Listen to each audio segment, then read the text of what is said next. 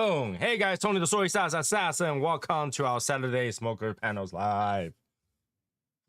All right, so today I finally put on a new t-shirt because I have the t-shirt, so I never needed to open a new one.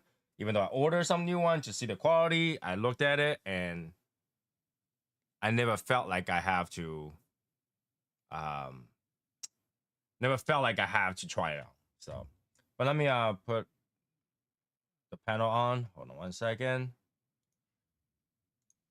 All right, here we go. And shrink the screen. There we go. Yo, Martin. What's going on?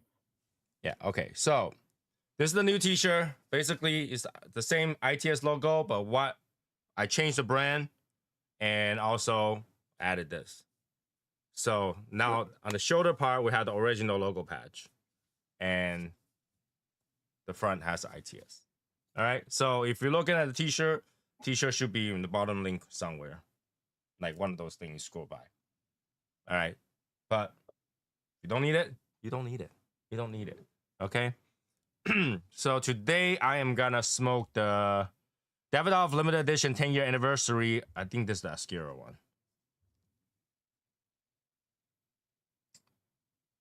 Because I need to learn to relax. It's like in the final 29 days of the before the release party, and I feel like I need to relax, and I need to learn how to relax again because like for a whole good 17 months, just 17 months, I've been doing nothing but worry about the cigar project. Really, like nothing but worry about that shit. And finally, now everything's in place. I'm like, I shouldn't have to worry about it anymore. You know? I shouldn't have to worry about it anymore. So I'm gonna relax and not even worry about cigar that I save for reviews. Like I shouldn't even have to worry about that, you know? I'm not even gonna worry about that anymore. I'm just gonna smoke and not worry about that. So good. Yeah. Next month, you guys might see a little bit less reviews because I think it's like I earned this like short-term leave. I think I earned the short-term rest before the final boom, right? So you guys might see less reviews, but once the party is done, we'll come back. You know, I still have some old ones. I've been releasing some old ones that I have in the storage for cigar reviews. So you can tell because the background's different. And I kept those and I don't know what I was doing with it. And eventually it's like, you know what, I'll edit these. And then I edited it and I started releasing them because I haven't had much new ones. But yeah. Yeah, you know, that's the thing, right? It's like cigar is supposed to be a gateway to relaxation, not as stress. But just like a comedian who provides joke to you, now it brings you happiness. It doesn't necessarily it brings stress to the person who's delivering, right? So for me, ITS was a project undertaking, like, you know, I have not done before, and unlike any other industry, the cigar industry is by far the most stressful people that you ever deal with. Everybody is so nice that you cannot bitch at them for any reason. That's the one problem. But everybody is so nice that they are nice to everybody. And you cannot expect your timeline to be met. Because originally I thought it was gonna be released last year.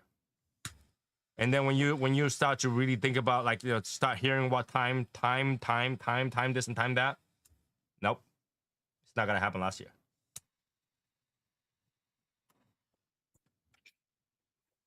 So it's stressful because you just gotta keep pushing it back, Eventually, you don't even have a deadline anymore. It's just like whenever it's done, it's done.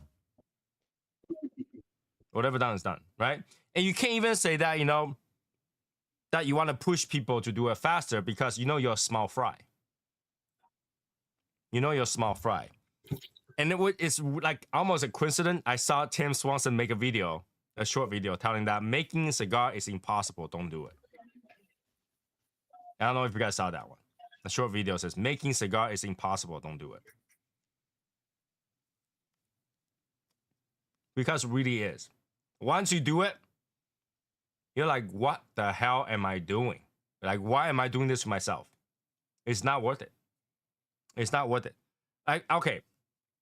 For those people who think that cigar makes a lot of money, cigar makes a lot of money if you put a lot of money. Right? I mean, if you think about this, right? Each cigar makes what? If you make it from the factory part of it, not from the retail part of it, because retail part of it is at the final project. So whenever they sell, it's already the landed price. So right? Landed price has no surprises. Production side of it has surprises, right? For example, the latest surprise that I heard is all the cigar will get hit by tariffs. It's not a lot. I think it roughly adds up to like $1,000 for the cigar. But it's a surprise, right? So each cigar, if you adjust the price to make money, you're making like $1 or less. Okay, let's say if you make $1 or less, let's say it's $1. Selling 10,000 cigar make you $10,000, right? Uncle Sam takes 30%, make you $7,000. So make 10,000 cigar, cost you $60,000, you make $7,000. How does that make sense?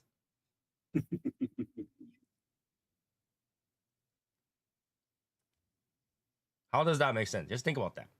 How does that make sense? I'll spend $60,000 to make $7,000. This is why they say now, how do you make $1 million in the industry? You start with 2 million. Yeah. Because the margin is so small. The margin is so small that either you lose money or you make a little bit. And if you increase the price or you set the price to something that wasn't perfect, you got to end up with cigars that you can't sell. And those things usually gets pulled back, unbanned it, waiting for someone else to take it, store brand, ban it again. It's not easy. It's stressful. It's stressful. I thought the cigar might be ready for release next year.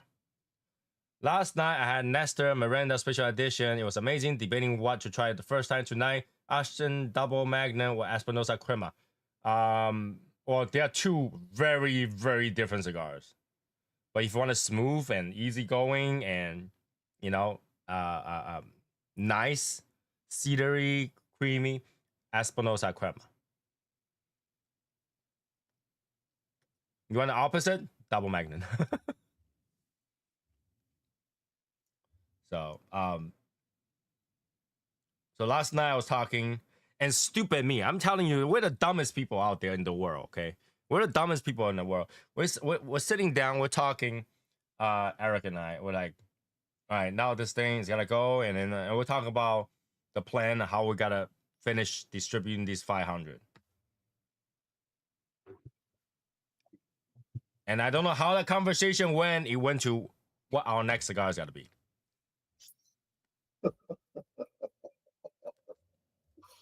You gotta sell these cigars first. I was like, you know what? You're just making it like, oh, let's just dump another $60,000. In fact, it was funny because we're talking back and forth. We had this idea of a really, really good cigar, and we know the blend itself is gonna be like really, really tough to do. And we're like, I was joking around. I was like, that sounds like a $90 cigar. Nope. And if we do make that one, it will be $90 cigar. It sounds like a $90 cigar. Just to source those tobaccos, it will be a $90 cigar. But that's not happening anytime soon. Yeah, no. But we did thought about to make a cigar because ITS is limited. It's most likely it's gonna be one run and done. All right. ITS is gonna be one round and done. Because at this moment we cannot guarantee that every batch is gonna be good. So it's gonna be one round and done. And we are thinking to use some nuances or like some type of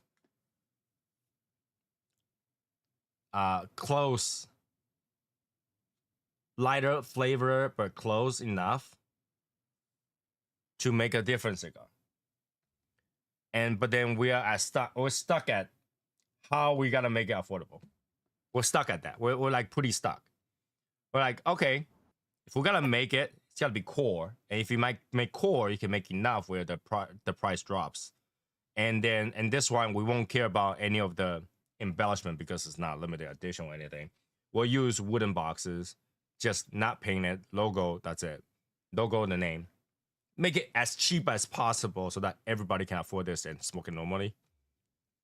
But like an everyday stick. Mm-hmm. But even if we calculate it, the tobacco that we might need to use and the cost of everything else, we're still roughly at MSRP. We're talking about retail, about $14, $15. Down from 19. Well, if you really think about this, okay, for each cigar to be retail at 15, right?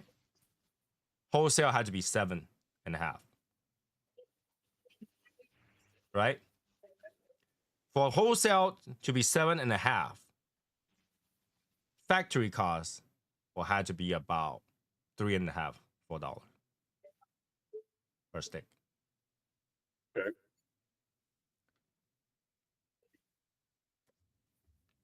It take away banning the tax to import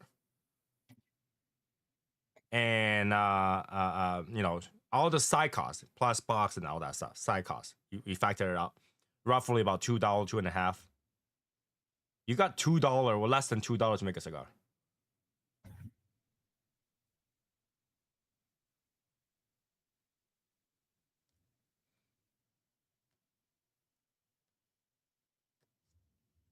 Okay. And then we're looking at the tobacco that we need, roughly 4 or 5 different leaves. It goes over. Yeah. Val says, get this project through before you even think about doing another cigar. Here's the thing. If we don't start thinking it now, by the time we start doing it, you're looking at 3 years later. Does that make sense?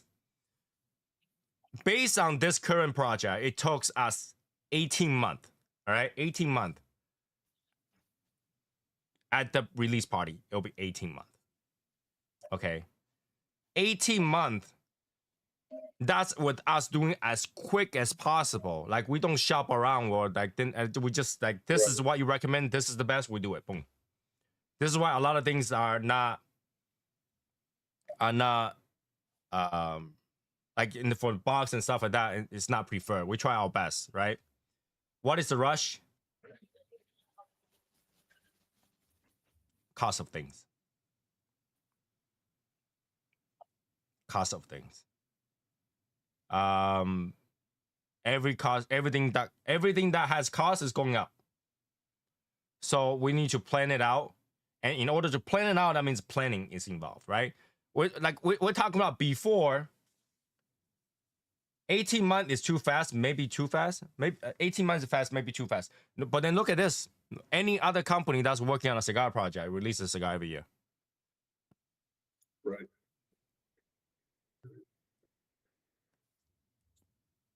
Right? So I think that between a year and a half, 2 years, ITS will be gone. Like I'm talking about, everybody already had it, and all that. It will be gone. So at that time, I wanted to be at least at the part of working on it. Mm-hmm. Like working on it, right?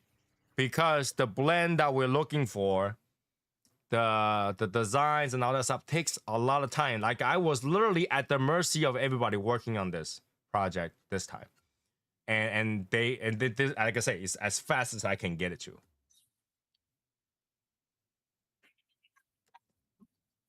Yeah, now that gotta stop the price increase, and that's correct. But if I have enough time, I can shop around. Understand that. If I can shop around, I have choices. But if I try to make it as quick as possible, I take the first one that takes my offer. Does that make sense?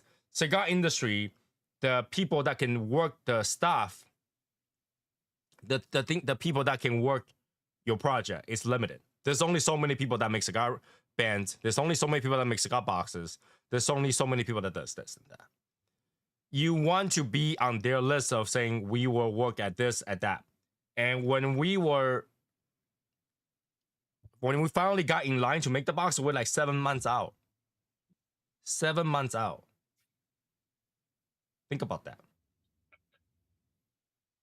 We're 7 months out.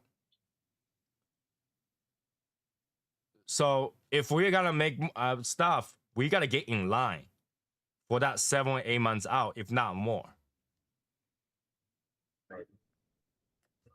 Now, when we start talking about it now, it's because it's the planning phase. And the planning phase will take months. It will take months, right? For us, what needs to happen next is to gather tobacco leaves, like samples of it, and make sure the flavor is where it is. And it might not hit a jackpot. It might not hit a jackpot for 6 months, 9 months, 10 months, right? It might not ever hit a jackpot. But if I don't start thinking about it now, it will not happen. It will not happen. And in fact, at that time, I'm like, I might as well don't do it anymore. Because if you don't have that,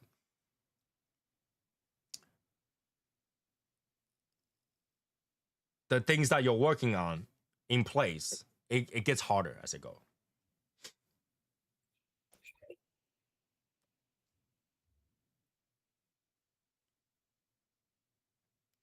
The next cigar release should be like 3 years from now, not 18 months from now. 3 years from now, not 18 months from now. No. Now that'll be too long. That'll be too long.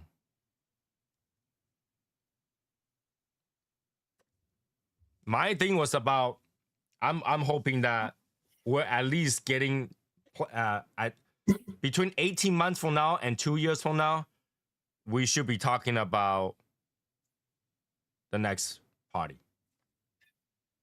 Right. That's what I'm thinking. Yeah, sounds about right. Because if you spend 3 years to make things, like by the time, like what are you sourcing? Where are you sourcing the things? Like, you know, it takes time to source, it takes time to make this, it takes time to make that, it takes time to ship and all that stuff. And look at the way we're making the cigar is already $19. How much do you want to pay for the next cigar? Like we're trying to lower the cost, not raise the cost.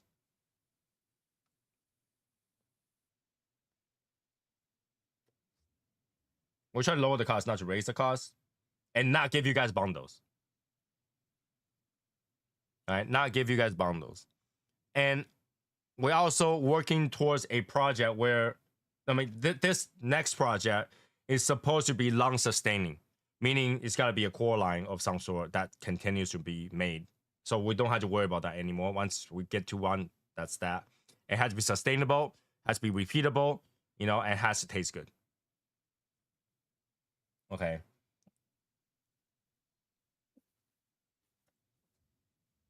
Arizona cigars are cheaper. Oh yeah, this is cigar tax and stuff like that. But we're not even talking about retail side right now. We're talking about from the factory side, right? So, I need to start thinking about it now. If I plan to have a cigar that represents Shadow Smoke Legion long term, not just the special term, not just the project, but long term, I need to make sure that long term is in place, that plan is in place. And that, which is really funny, because I was talking about how like I gotta remove this weight from my shoulder, I'm gonna relax, and then last night I basically put a new fucking weight on my back.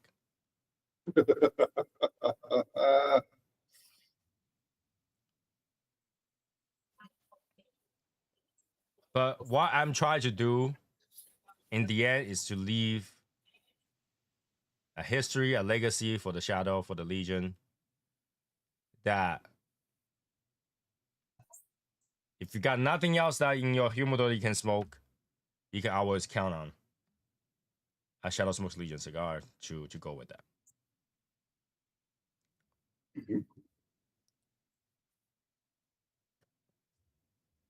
Yeah, like, I was like, I need to start buying cigars. I need to really wait until the event, and so I can go out and buy all the cigars I need and stuff like that. But like, the stress just keep getting my hands itchy, that I need to buy something, keep getting my hands itchy. So yeah, right now a lot of unknowns. We're talking about the unknown. We had the names idea right now, but I'm thinking to have few more names before I give you guys to vote it. All right, we have one or two names right now, but I wanted to wait until there was few more names, and then we have another show where people can give few more names and we vote on it. Okay, we vote on it. Now, I get the final decision, but we will vote on it to see how that works. Like, I want to see you guys' opinions on that.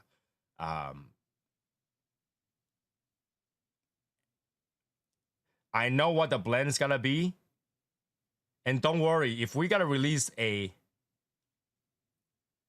core line, you guys will know the blend. You guys will know the blend. It's not special. It's gotta be everyday thing. I don't want you guys to be like, oh, why is the core line don't know the blend too? You guys will know the blend if we make a core line.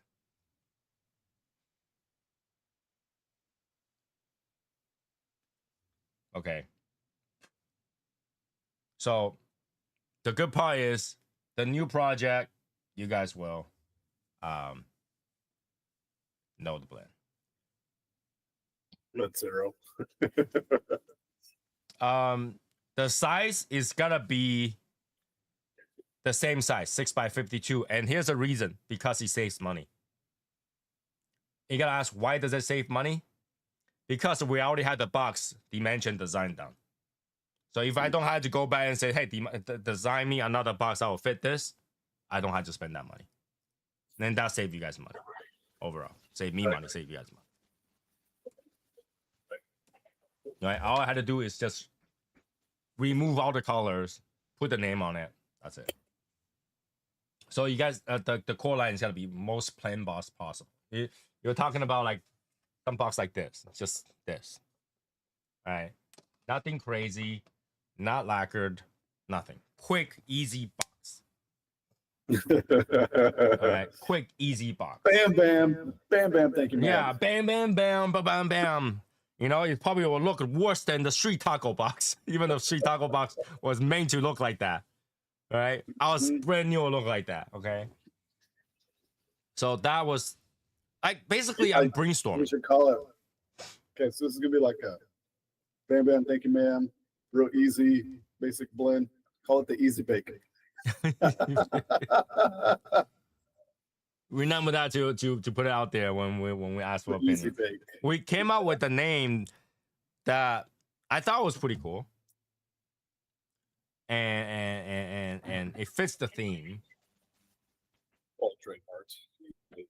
So, but we'll go back to that. We'll go back to that. It really depends on whether or not we can make that blend work, because we came out with like 4 ideas last night on what kind of blend we can put together that will have the similar remnants of the Legion taste, but it doesn't kill you and doesn't cost us that much in terms of, like, it's not gonna be a $5 tobacco.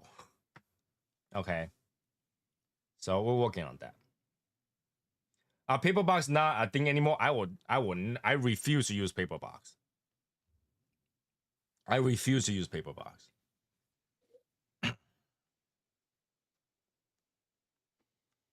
Using paper box is almost like I don't care about my cigar. Right? Like, it's like telling your 3 little pigs you live in a straw house. right? You don't. I want the cigar to be protected and somewhat humidified, meaning the wood will help humidify or regulate the humidification of the cigars. Using paper is just the cheapest way to go. The paper doesn't change anything. The paper doesn't protect anything. Like you tell me that the last time you said on paper, the paper doesn't collapse. So, I would not use paper. I know some people like to use paper. I guess like in some point that was Cuban-esque classy. But I feel like if I'm gonna make something to protect the cigar, I make something to protect the cigar.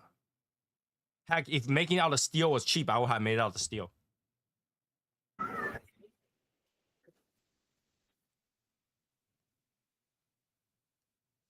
Pretty heavy box. Hey, if Kevlar and carbon fiber cost the same thing as wood, I'll made out of carbon fiber and Kevlar. Anything and everything used to protect my cigar, man. Right? So now obviously I cannot make a humidor cost $25 million to make a cigar, to put a cigar in there, to protect it completely. $25 million to protect $300? Smart. But not gonna do that. Painted tin canisters. Again, that costs quite a bit of money. It only makes sense if you make a lot of cigar. Why? Because you need a designer to design the dimension of the canister. Then you need an artist to design the stuff on the canister. And then you need to find a factory that can actually roll that thing onto the canister. Oh, actually the other way around. To make metals that has the printing on it and roll it into a canister. And most likely that's going to be China. And China stuff is bougie right now because 250% more, which means each thing is going to cost like 3 times more. So I don't know. What I know. You know what I'm saying? So yeah, when someone tell you guys making cigars impossible, don't do it. Listen to that. It's almost the same as listen to somebody say marriage is the end of your life. Don't do it, and you still did it. But like cigar is something that you should listen and just don't do it.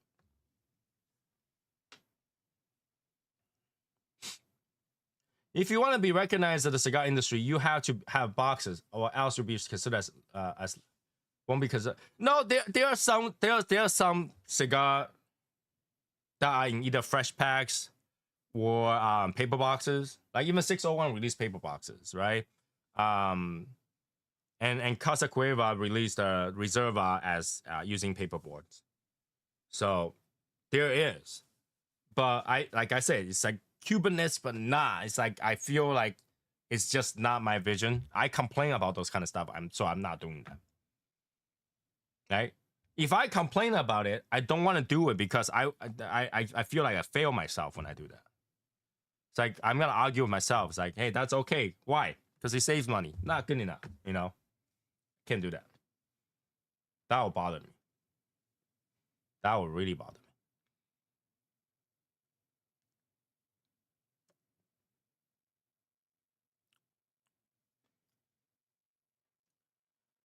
Cuban cigar are not what they used to be. Cuban cigar are not what they used to be for a long, long time. Every time they run to a point where the dictator had no money, they crank up production. And when they crank up production, went down. And then obviously the price goes up. It's definitely not what they used to be. It's not what people think they are. Because Cuban cigars, it seems to be like a unicorn in the US, but everywhere else in the world is just normal cigar. It's a flavor. Right? Mm-hmm.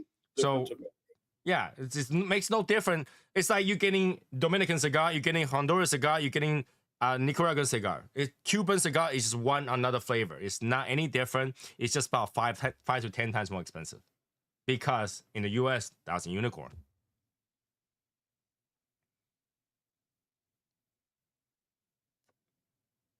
It makes no sense. And that's one of the gripe I have about cigars that you buy, you can't smoke right away. People say, oh, you let it rest for like 3 months, it'll be great. I really don't think that should happen. I really don't think anybody should be like, okay, I'm gonna buy this product, and this product needs to sit in the fridge for 3 months, or 10 months, or 3 years, right? Then why don't you just sell me 3 years later when it's ready? Like, do you sell whiskey that says, hey, you need to keep this in the barrel for another 10 years before you open it up? I'm gonna mark it as Johnny Walker 10-year anniversary. I'm gonna sell it to you on year 1. So make sure to keep that bottle for 10 years before you drink it, because it's gonna taste like good stuff.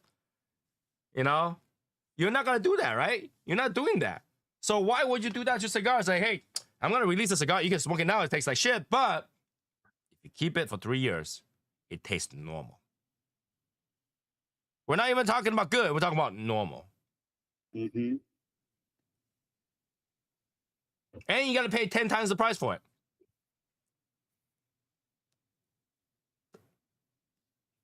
Oh, you want these Cohibas? No problem, $100 stick. I know, I really don't see. And it sounds ignorant because I have Cuban cigars, right? A lot of us has tried Cuban cigars. I have shared a lot of Cuban cigars out there. A lot of them have Cuban cigars. But once you had it, you're like, okay, right? Once you had it, it's like, okay. Right.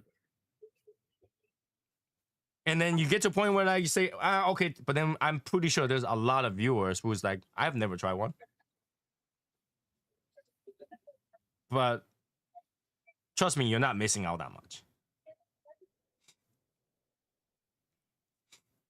From what I'm hearing, Dubai is ordering tons of cigar by the minute. What do you mean by that? Like, Dubai always have tons of cigar by the minute. Yeah. We're talking about Dubai. They have no place to spend their money. Their job is to spend spend no money. That's all they do. All right? They have no entertainment there. There's no partying, a Saturday night, Sunday night. There is no showing of public affection and stuff. Your job is to go spend money so that the money circulates. All right? The money circulates. Your job is to spend money. You need to rotate those money. You need to have GDP. You need to have money circle around. Because these are the rich people. They are already super rich. And even the poor people are super rich. Right? But if you don't cycle the money don't go anywhere. You got to continue to do that to establish Dubai being a money capital. You know, you have to. And that brings over business and investors and all that stuff. So you have to keep spending. Their job is literally spend money. Keep buying them, throw them out. Buying them, throw them out. You know, go buy a Lamborghini, crash it, throw them out. They literally have a supercar graveyard. So their job is to spend money.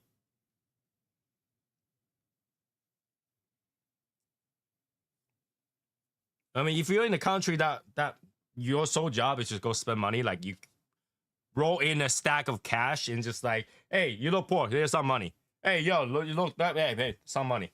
Oh my God, you got to shave. You shaved today, look great. There you go, some money. You know, hey, take this stack. It's annoying. There you go. Hey, look, you look ugly. Go fix your face. You know, that's what people have to do now because they have so much money and it doesn't go on anywhere. In fact, they can go around and get like, here's gold brick. Here's gold brick. Here's a gold brick. Here's a gold brick. We got gold vending machine out there. Go get some gold.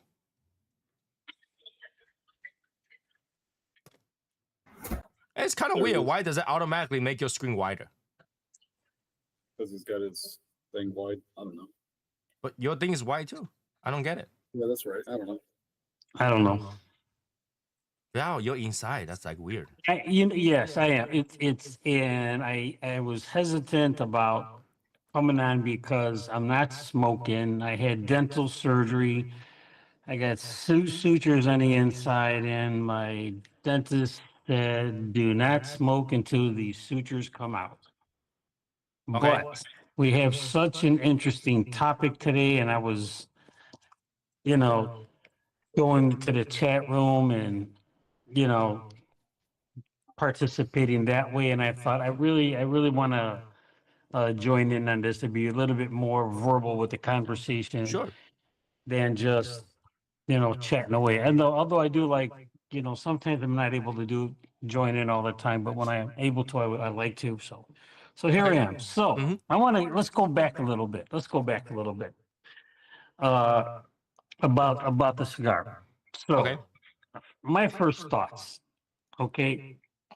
And I know we've talked about this for the people that are watching now that are new. This cigar Tony's project is not the first time. I remember when I joined in 21, it was mentioned then. Yep.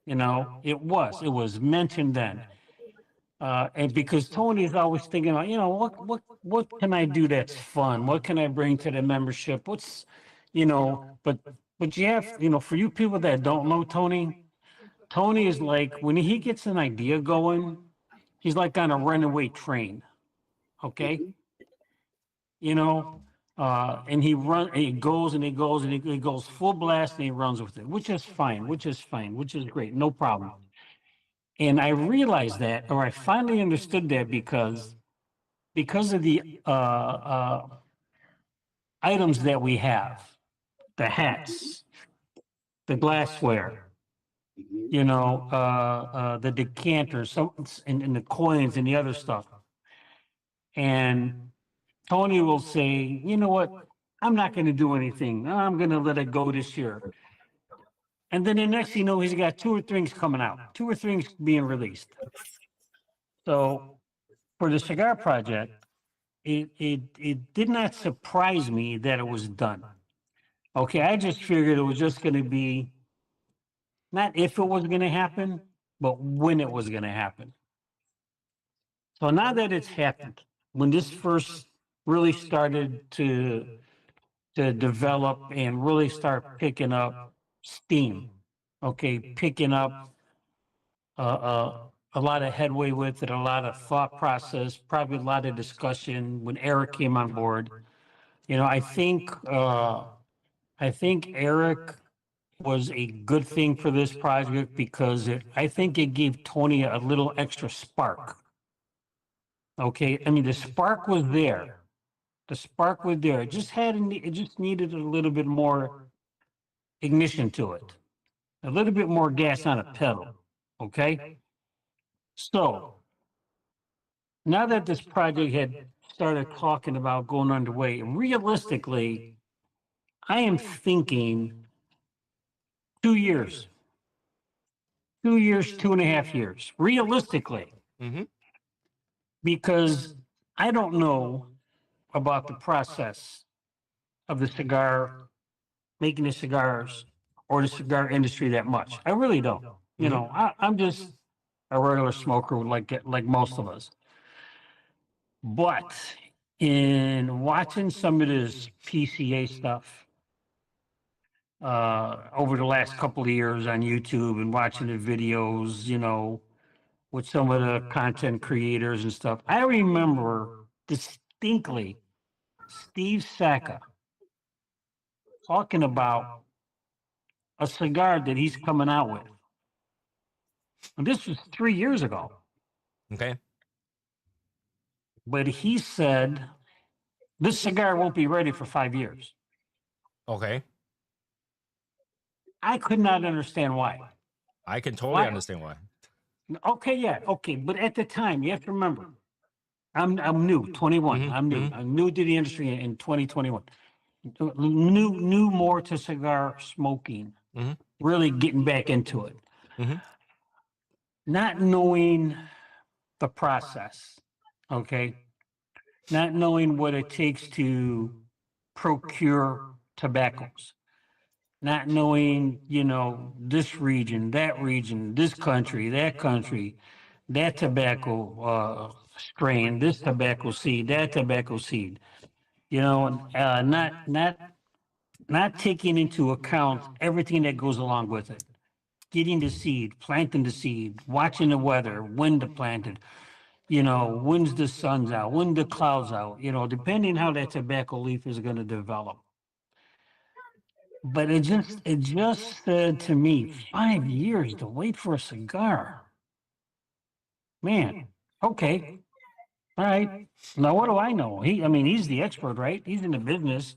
He knows. So when Tony started talking about the cigar, my first thought was initially soon would be 2 years. I realistically thought 2 to 3 years. Okay.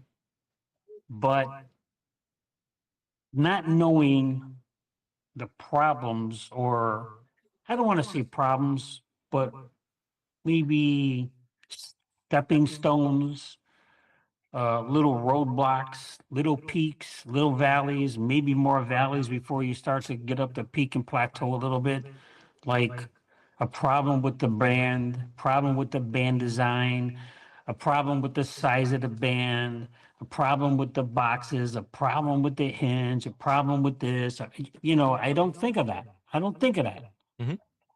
Because, who am I? I am just, I am, I'm Martin and Maya. I'm Josh, Josh Jones. I'm one of the guys walking into a cigar shop, walking in the humidor, looking at the boxes already done and picking out a cigar. That's what I know. Not thinking about every little process that goes along the way to get that cigar to me in that shop. Okay, I mean, you hear about how many hands does it take to make that cigar from seed to your hand? You hear about 300 hands, and that means everybody that's included along the way that process to make those cigars. That's like 300 hands. That's 200. I mean, 150 people, right? Mhm. 150 people to make one cigar. But so anyway, I'm running off on a tangent, but I really thought that cigar wasn't going to be ready for about 2 years. So when this turnaround, I mean, if you're looking right now, realistically, what is it, 18, 19 months? Yeah, That's it's gonna be fast. 18 months. Yeah. That's fast. That's fast. Well, my realistic expectation was 2 years, most likely three. Okay. So the other part is that I mean, I can only imagine what you had gone through during this process. I mean, the planning phases, the discussions, going out there to the DR and dealing what you had to do with the DR, all the logistics, getting up, getting over there, getting dropped off, doing this, doing that, smoking all those test blends and stuff, and whatever else that falls in between. And you don't know it unless you've gone through it. You can Mhm. you can imagine it. I can envision it by you explaining it to me, and I can try to place myself somewhat in your steps, but not being in your steps. I can only imagine the process that you're doing that, you know. Um, but you know, and I get it. I get it thinking about, and again, you guys did talk about this maybe in a jokingly manner, but sometimes a jokingly manner is a way to bring it out, is a way to, you know, have a thought process, or kick it around. Just, it's out there. It's out there. Because I remember you and Eric talking about the next cigar. Mhm. We Okay. we And I, we fought over that a few times. right off the bat. I mean, even before this process has gotten this far, I remember you guys talking about the next cigar. Okay. Um, but I do understand that you do have to think about that next cigar right away. Mhm. Okay. Because you have to start thinking about the tobaccos that you want, procurement of the tobaccos, where it's coming from, how much can you get? And, I'm talking about the volume of tobacco leaves that you need first, and then you got to look at the cost, right? Then you got to look at the cost. But I I I I was thinking, man, you know what? Again, and this is my thought process where Tony gets something in, I'm Tony, you get something in your head and you start thinking about it and bam, you're shooting right out the gate. You're going for it. But I I would like you to take a brief moment, okay? Mm-hmm. Let this get done. Let this project get done. Okay. I'm thinking about this like in sports terms. You're in a championship. You're in a championship game. Mm-hmm. And after this game is over, the season is over. Okay. Now you get to relax for about a week or 2 weeks. Let it go. Let it go. And then boom. Okay, I'm gonna hold you there. Okay, so when you win the Super Bowl, Yeah. that same night, what happens? You celebrate. You celebrate, but you don't go Yeah. get the trophy and have your parade the same day, right? Wait, you get your trophy that day. But you don't go Soon as that celebrate with your game is over. trophy until Well, no, your you don't. parade day. Wait, you don't get to celebrate it with the Right. city, with the So, team, with the fans. Our celebration with the city is that release party. For us, we said everything's done. The place, the lounge, and the cigars on the way, it's all done. So to me, that's done. So we're going back to argue about the vision of how we gotta keep going with the cigar thing. Because Eric, he's not here to defend himself, has a very, very different vision of how we should be doing cigars than me. I think about sustainability. He think about quality and rarity. He wants every single cigar to be from the ground up, amazing, brand new, limited quality. Right? Limited quantity, not quality. Highest quality you can get, limited quantity. Quantity, right? And for me, as it's like we need to get something that's sustainable, so that it can continue. Okay, so this is where we fight back and forth, and it's like how we gotta sustain this. And I have to constantly talk to him. And I gotta explain this. This is not sustainable. If every time we're doing from the ground up, every other year, eventually our capital will go to zero because we're losing money every time we do this. Yeah. Right. So eventually the capital go to zero, and then you have done more money for it. It makes no sense. Right. So we need something sustainable, and hopefully that will make us a few pennies in certain amount of time that generates enough money for us to test certain things that are rare that we can bring to people. Okay, so that's where we go back and forth all the time. But if I don't start telling him that, he's gonna wait till the last minute and say, okay, we're gonna do the next thing, and we're gonna go from the ground up again. Going from the ground up again is not easy. We went through this process one time, and originally my goal to finish this project was 5 months. 5 to 6 months. Oh, Remember, I was like, I'm hoping to release in the summer. right. I remember. Yeah. And that dream was shattered as soon as I hear the box will take 7 months. Yeah. Yeah. And in the end, it didn't take 7 months. It took 12 months. Okay? So think about that. If I don't start now and have a plan on certain things and get things in place, for example, the dimension of the box and all that stuff, the graphic of the box and all the name of the cigar and the blend of cigar, it's not gonna happen in 2 years. And I much rather to have a cigar ready and have the party at the end of 2 years than having to worry like this time where like, is the cigar gonna be there when we have party? Well, yeah. That's that's the other thing. For me, I'm thinking, I thought, and I did. I thought that you should have waited until you got the cigars, wherever they're going to be released at, in hand, and then plan your party. then plan to release. Because cutting it close. Now, I'm what cutting it happened? close because I already got a word that it's gonna be ready. Okay. But things got delayed a couple of weeks. Not of my fault, obviously. No, other reasons. well, no. Right. No, I so mean, that yeah. is cutting close. Originally, we were supposed to have at least a month leeway, at least 1 month leeway, right? So we need to start planning those. And when you plan things, you need to let people know ahead of time. It cannot be like afterwards, right? So my thing was that I cannot do July, August, September, and any of the months after that. So it had to be this month. So we had to make it work this month, or else it's next year. How is that, Davidoff? Davidoff's okay, not bad.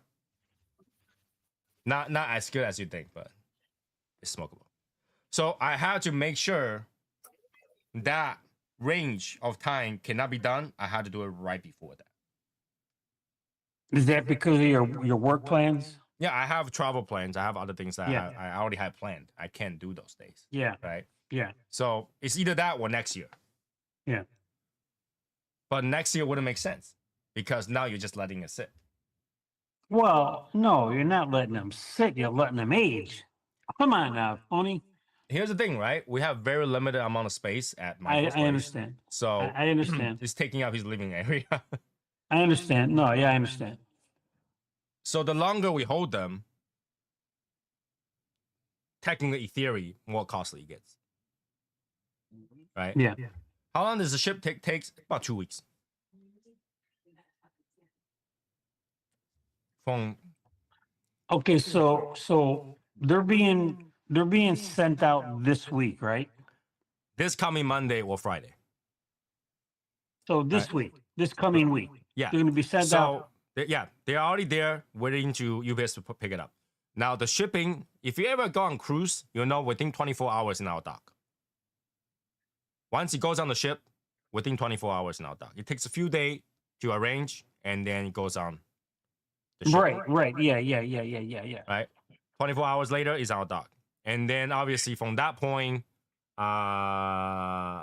import of record, arrange shipping to Lewis's place. He's have a storage where Right. Yeah, you got the distribution center. Right. They'll hold them to be they'll sent hold out them, there. and then the UPS will come pick it up after arrangement. Within in the US, anywhere in the US, within 6 day ground, UPS will get it there. Now here's the thing: worst case scenario, we can send 1 box overnight. 1 box meaning there's like 10, 15, 20 boxes in there. 1 box full. Oh, okay. Right? So they are boxed in paper boxes. Like they are boxed inside a paper box. Multiple of them had onto a crate moved in. Okay. So when they receive it, they are in boxes. So they can be shipped individually, separate from the rest. It'll cost more, but you will get there. Right? So that's the worst case scenario. We'll ship a few boxes over for kind of party. Okay. But it has to be done that time. So I'm rushing it because that.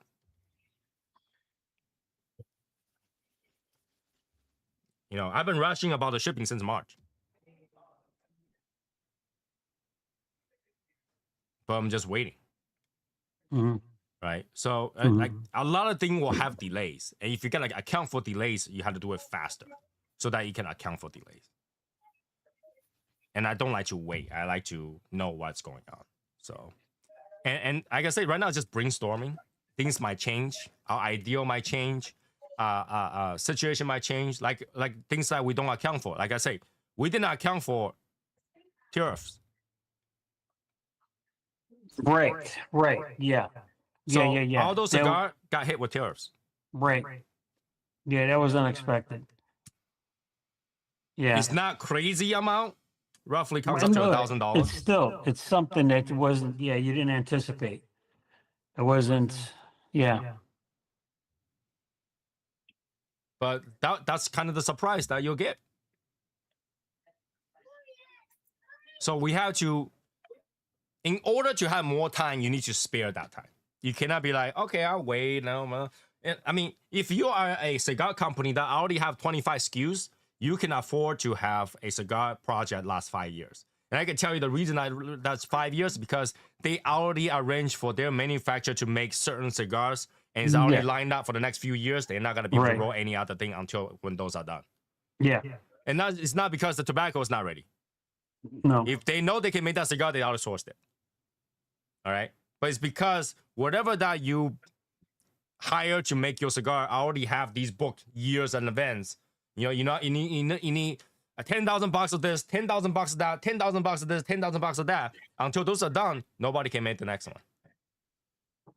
And that's why it takes that many years. It's not because it's not ready, right? And you think that and here's a misconception, right? By then, you think that tobacco is aged for 5 years? No.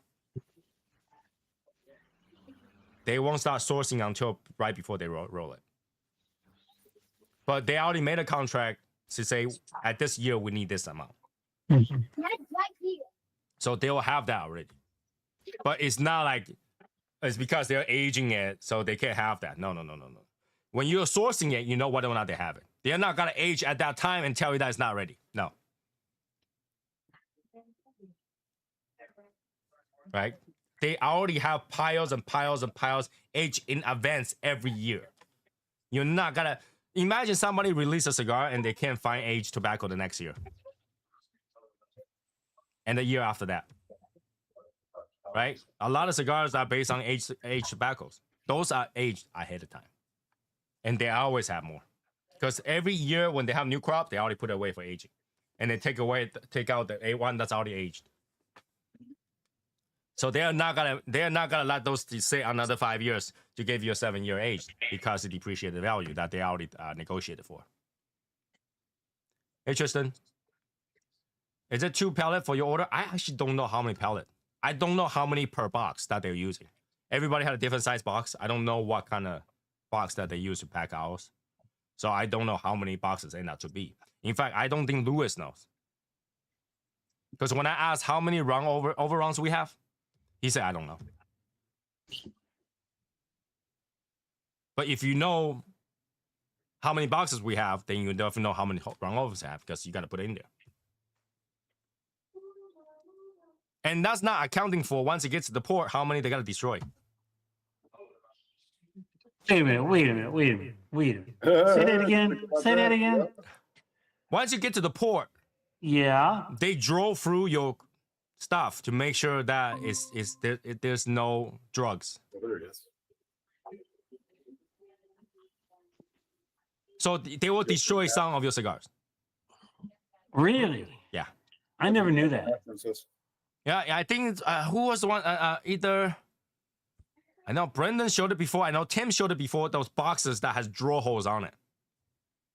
So if you look at Tim Swanson's video, he have a video where he shows draw holes on it. Draw holes on cigars. Damn. Because they're not gonna open individual one. They randomly pick a few. Draw comes out. Tobacco. Okay. Oh wow.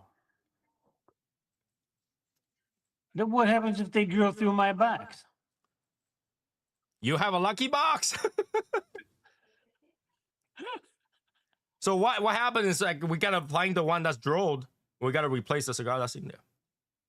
I ain't worried about this. I know that, but what happens, Up on my box.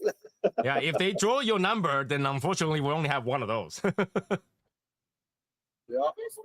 So you can choose to keep the drawn box or have the singles.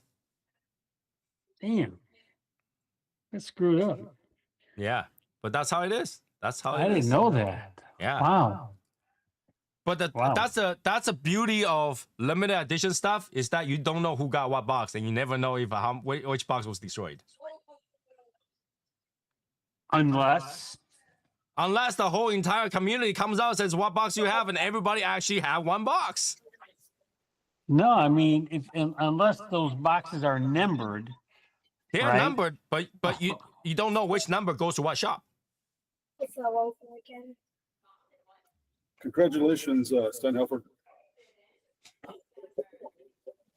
Oh, 5-year anniversary. Yeah, congrats. It's been 5 years already. Holy shit. No, it's like we just met him. Yeah.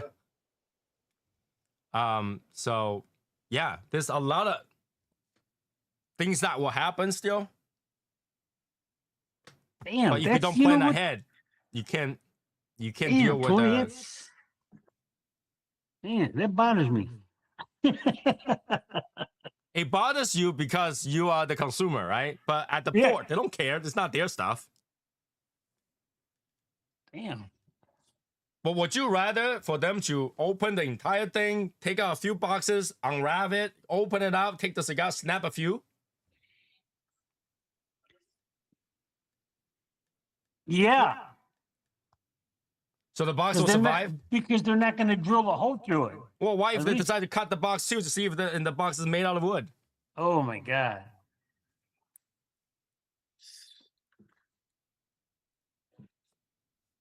Oh my God. Okay. Yeah, there is no way around it. It's gotta happen.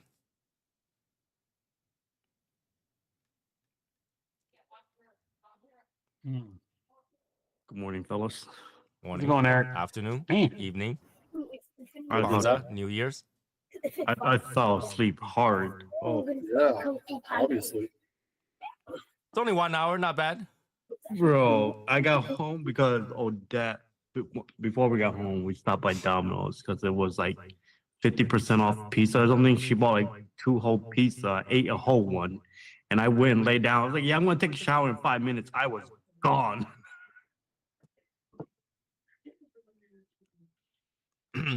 Yeah, happens when it comes to pizza. I had pizza today too. Pretty good. Bro, I'm so fucking dead. Ugh. So, Eric, I was here like explaining how we have many arguments about our vision to be somewhat different.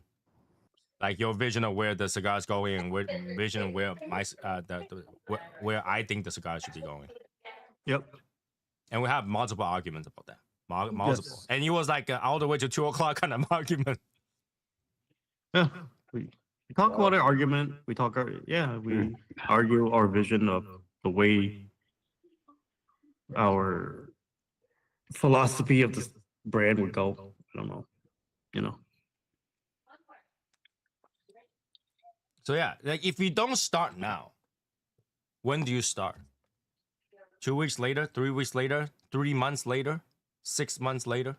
A week later. A week after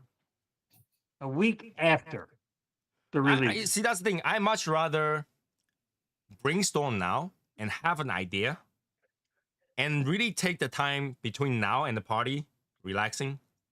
Because I feel like, oh, I already everything set. My next point is set. Okay. No. Okay, so here's the real story, people. Here's the real story. Tony's telling you that right now. But what he's really doing, okay, is he's trying to use that so he doesn't have to think about the release. Okay? He doesn't want to think about the problems that may occur with that release. So he's redirecting his energies towards that new cigar. No, I'm really looking to kind of, for a few weeks, make less reviews and kind of just relax a little. Yeah. I really is looking to do that. But in order to do that, I had to get everything out of my head. Like everything that I'm thinking about had to be done. Right? Everything I think about had to be done. Everything that I worry about had to be done. Then I can do that. Or else I'm just gonna sit there and start thinking. It's interesting that you say that because I'm going to give you go back a little sports analogy because I was following this one guy that follows my team, and he gives the reports about what the draft is going on right now, and he's already talking about next year's draft, and I'm thinking, well, we just drafted 4 people right now, and he's already thinking about next year. I said, well, let's get through this year. I mean, let's get through this draft, number one. Let's see how these guys play out during the season. And then once the season is over, then you start planning for that draft. But they're already Yeah, I guess you're right. But it's not the same concept, though. I It's not guess the same concept. Well, it's kind of similar because. But when you're saying, let's think about next year's draft, you don't have a candidate. You don't know who's gonna come out next year. No, but you know what positions. You're looking at positions that you have. You know what you're weak. But you that's know what you different try than to making a strengthen product up. because you know what is the ingredient. There's only so many ingredients. You know that.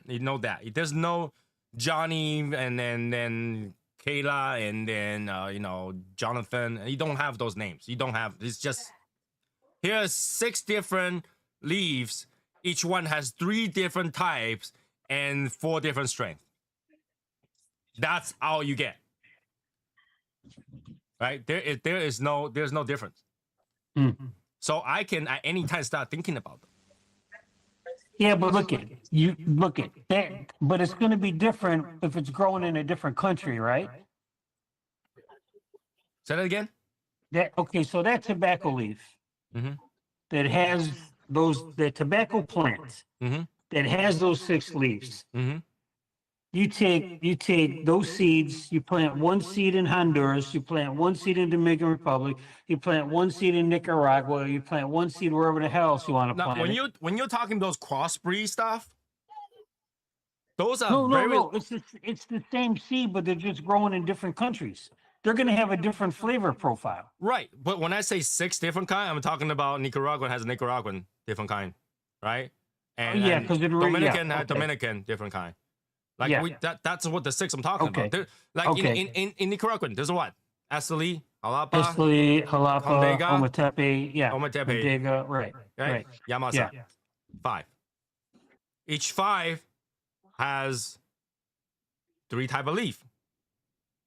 Each type of leaf has, it's a binder, filler, and wrapper leaf.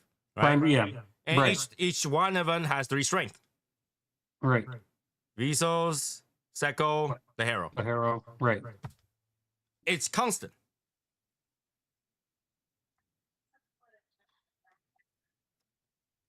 So it's not that different. I have a constant list of roster. You when you talk about drafting, you don't have a constant list of roster. You have what we're saying like wrapper, binder, and filler, which we gotta fill. But you don't know why you gotta fill there. You don't know why you gotta fill there, but we do know. Right? We do know. And not only we do know, we can test it out. Martin, nobody cares. Right? And hold on. Jesse, in terms of cutter, our cutter is technically the same preference. All right? Our cutter is technically the same preference. You either like it on your hand or you don't. You like the way it cuts. It's preference. Every cutter are technically the same. The rest is preference. There's 2 blades. Or 1. All right. So going back to the topic. So right now, what we can start thinking is what will be feasible, what will be long-lasting and readily available. Like we cannot choose something that will have 1 season, not have another season. Because we're wrong to the same issue with Sangre Nueva. Right. Right? Sangre Nueva, when you want to choose a certain type of thing that's just rare, you got to run into issues. But how do you make something that's so well known and put it into a combination that is good or great or acceptable? And put it into a price that's great or acceptable. With contingency that it's got to keep the same quality and there's not much room to change. Right? Also, it'll have to fit the taste. But like, if Eric smoke is like that tastes like Bondo, he's like, no. Like, it doesn't even have to look like a Bondo. It tastes like a Bondo, it'll be a no. Oh, yeah.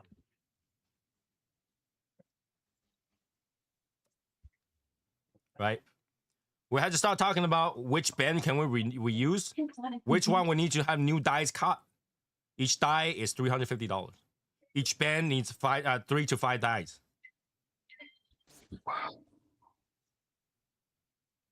You see what I'm saying? So whatever we use had to be sustainable, long lasting. And the die has a life expectancy. After the die goes weared off, you got to buy new dies. So all that has a lot of consideration and obviously a lot of argument back and forth, right? Because it's not one person that's doing this, 2 people. Imagine you have 5 people doing this. So you'll be fighting over the table. Ashtray will be flying, you know, beating each other with the 9x90. Throwing butts at each other. Yeah. 9x9. No? Let's go over there and whack. Nah, that's old school now, yo. Now they have the what, like 10 by 125. Yeah, that's too expensive to whack each other with.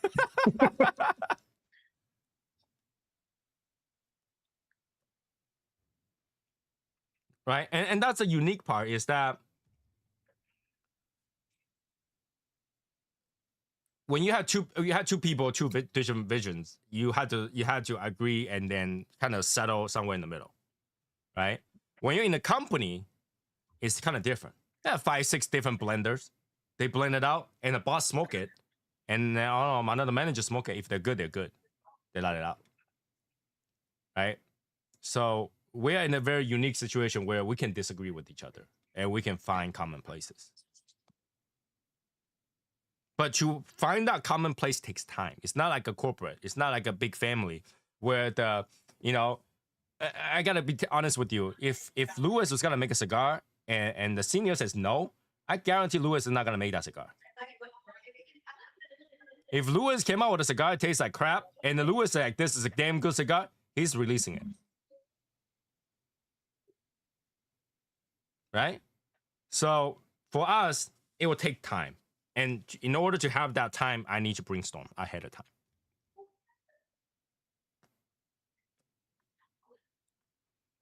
And who knows? 6 months later, we'll be like, nah, we're not doing that.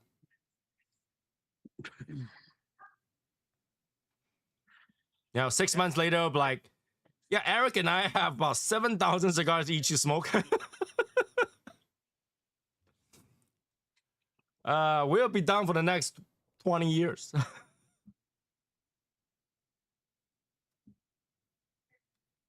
I wouldn't say that. I don't think it would take that long. Yeah, with you smoking 10 at a time, yeah, you won't take that long. I just went through half box in an hour. So, you know, it's a tough thing, and I wanted to get it out of my head. That consideration of what is next out of my head before I can relax and do something else. Watch some TV, play Gran Turismo or Forza, because somebody won't let me like rest like 2 o'clock in the morning. Yo, yeah, Forza. I was excited. It's an old game. I don't know why you're so excited. Because I've been wanting to play it since forever, and I never had an Xbox. Cool, I just bought one. $200 solve your problem. Too expensive for me, man. That's like me with Gran Turismo. No, he just said too expensive for him, but he'll go buy 2 cigars for $200.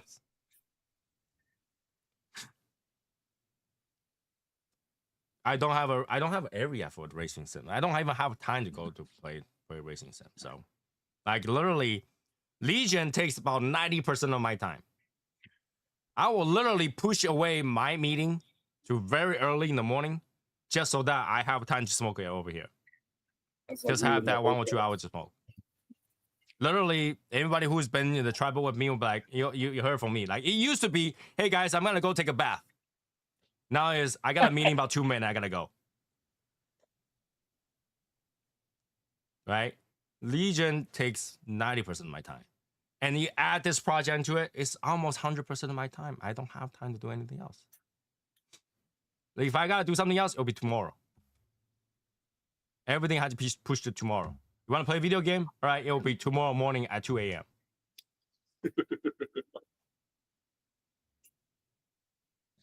and I had to leave by 3:30 because I got a phone Yeah. call. I'll be right back. Odette's calling me. All right. So I had to plan out my time. I have to make sure that everything I can schedule around makes sense. So I had to start thinking about it early.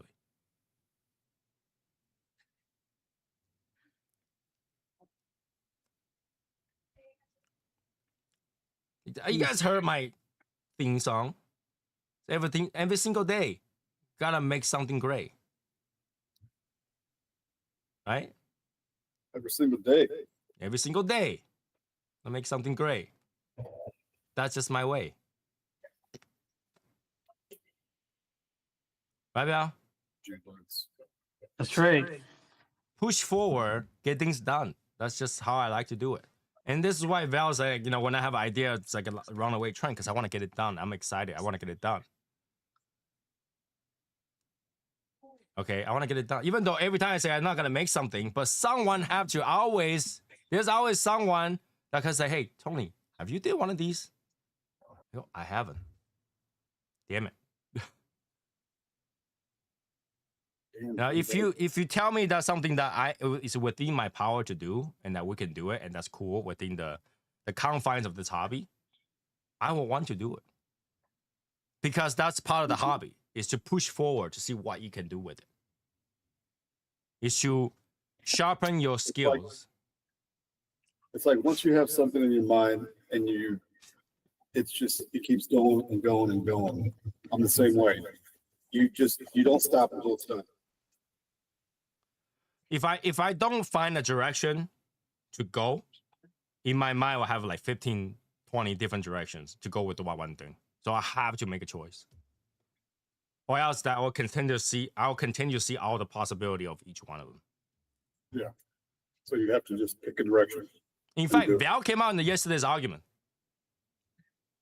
Really? Mm-hmm. Val came up with yesterday's argument What when happened? we're talking about the box color. Or like, we're Color? absolutely not doing green. Because Val will have a party, man. Jeez. Ask Eric when he come back if what or not we said about that yesterday. I'm sure, yeah. When he come back, we'll ask him. I don't bullshit. Like, if I tell you guys something happened, something happened.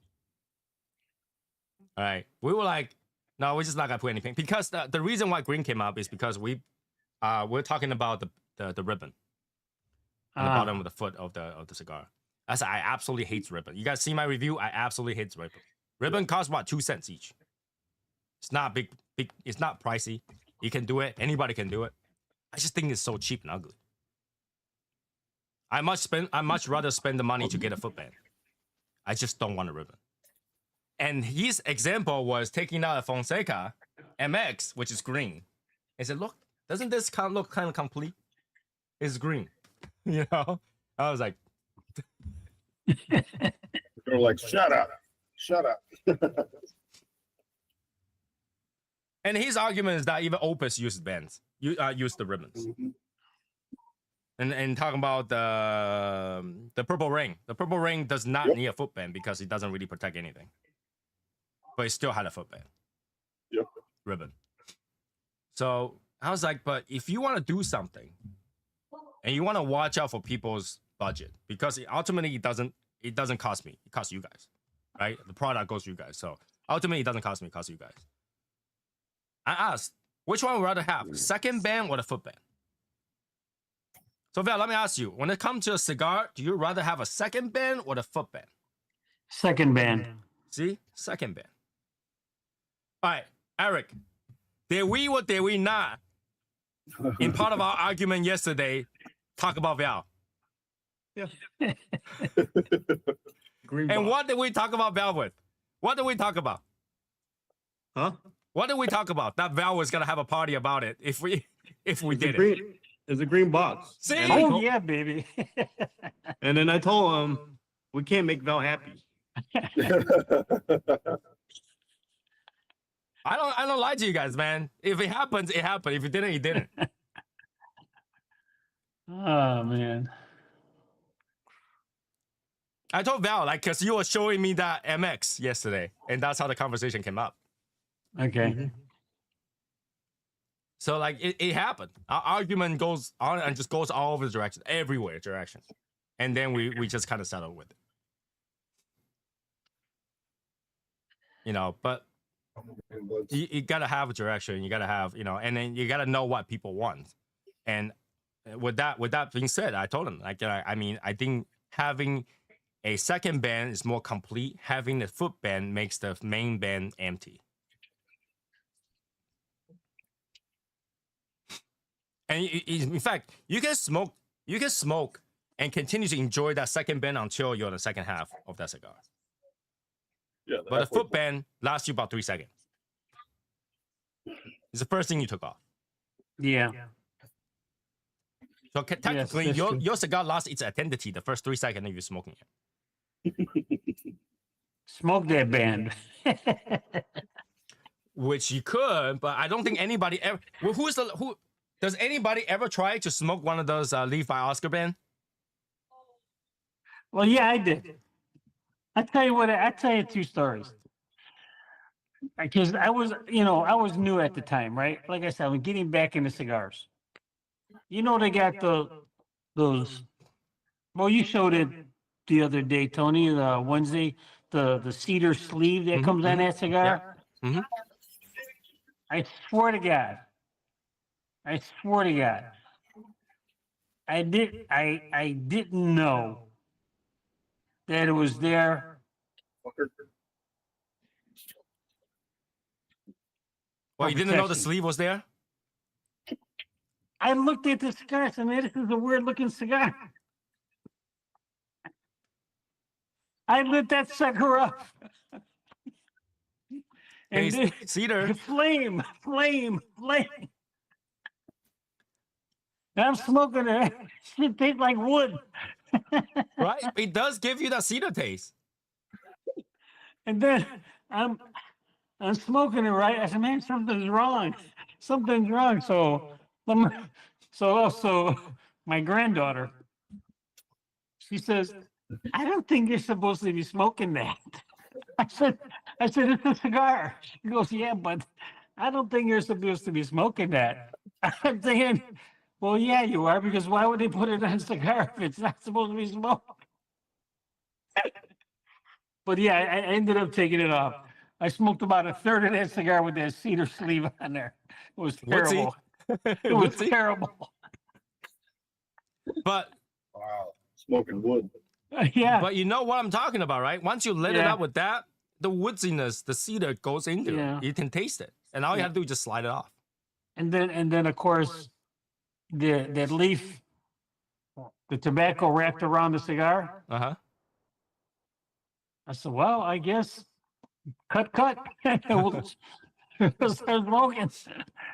It was terrible too.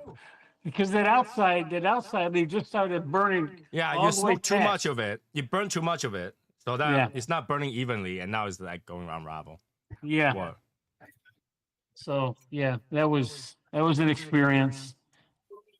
So technically, yeah, you could make a band that you can smoke it, but I don't think anybody ever smoked that band normally. You might try it 1 or twice, just for the heck of it.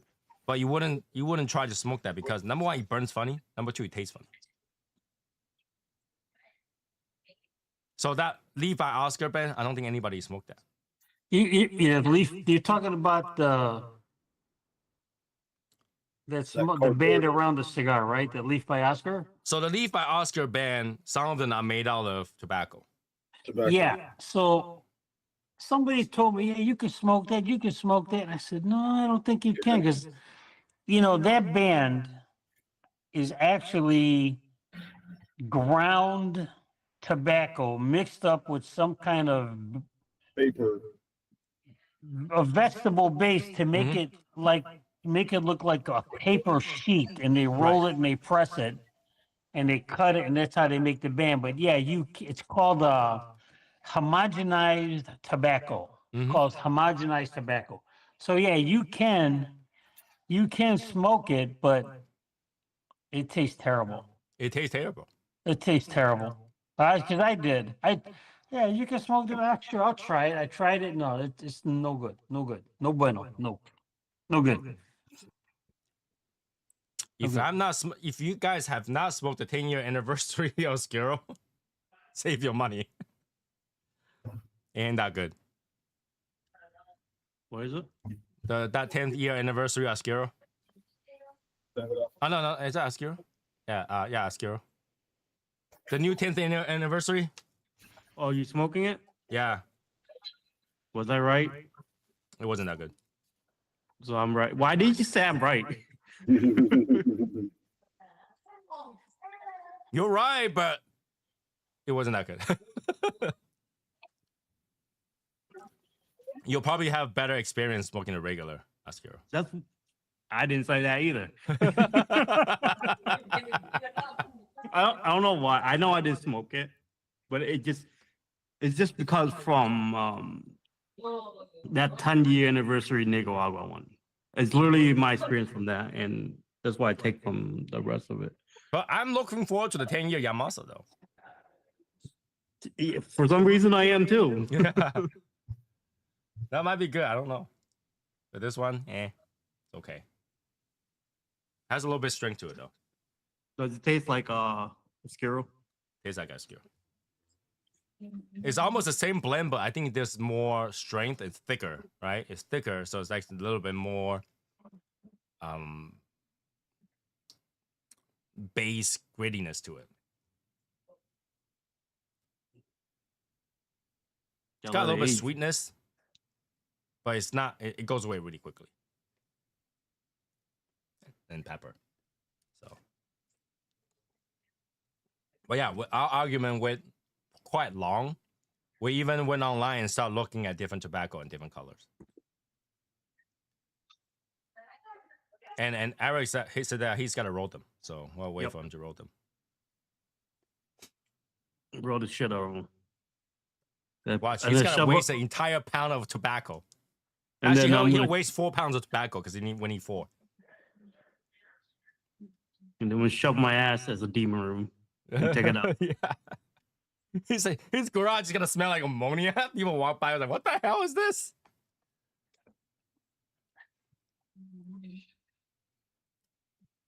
But right now we have a direction of where we gotta go. And obviously, I'm gonna take it easy this month until the party. After the party, came back, regather myself again, take another week or so. June, get started again. There's multiple different pieces that need to fit into place first. Because the rest is up. You guys don't know, okay? So when we partner up, we talk about this. Eric is responsible for everything after the release. I'm before the release. So when I'm done, I'm done. He work on the other stuff, I work on the stuff. Look at his face. He's like, shit. His stress starts now. But the problem, the good thing is that the stress that's gonna come now, he actually can do something about it. I can't.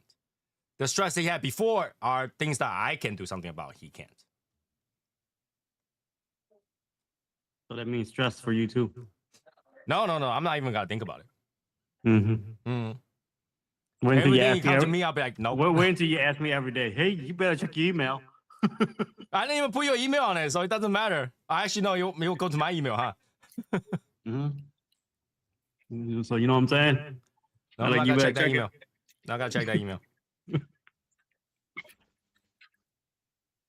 So yeah, I mean, obviously, I'm gonna try to constantly give everybody in this community within the shadow something to look forward to all the time, something exciting, new knowledge, and I think a lot of us has gotten to a point where the knowledge has hit its peak and plateaued. Right? Can I say that? Yeah. And the only way to gain new knowledge is to test it out and provide you with that new knowledge. Right? And that's part of the hobby, I think, is to gain everything out of it and give nothing back. Like a pirate. Right? And this is the only way to try it. You try it out, you know. You don't try it, you don't know. You know, Eric's gotta try to roll a cigar. Guaranteed. Once he start doing it, 2 months later, how's that cigar going? He's like, fuck this, I give up. No. I do nails for a living, bro. Everything is meticulous. Just wait. Just wait. Just Your wait. fingers doesn't bend as mine do, okay? I don't know about that. I mean, I do modeling, and they're tiny. Yeah, that's different though. I do things under a microscope just to put them together. Yeah, but you don't, never mind. You don't understand. I file my own fingers. That doesn't mean anything. I'm good with my fingers.